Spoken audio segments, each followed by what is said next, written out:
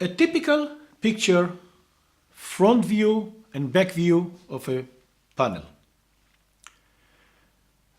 On the right hand side we see the front view. We see the PV cell. It's basically an XY matrix of cells. Every one of them, every square of them is a cell. We see a metal conductor, these fine lines that goes up and down, they are the conductors. They collect the electrical energy being generated by the silicon, by the excitation of the electrons and the holes, and send them out to the cable. The diamond-shaped holes of the panels are basically non-silicon areas, and they are to let the heat dissipate to the sides.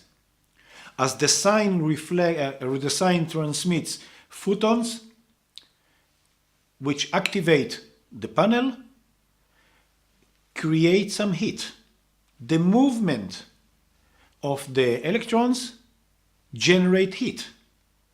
There is a need to dissipate this heat, and the heat goes to the rectangular shaped spaces. There's an aluminum frame around it to hold the entire PV module as a system together, and that's on the right hand side.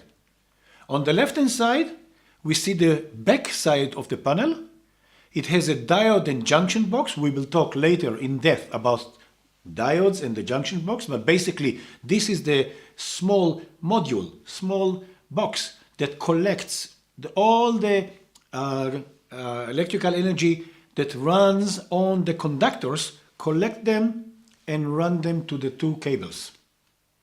The two cables, plus minus output cables, the DC will be on them, and male and female plugs. So that's a top level view of a typical PV panel.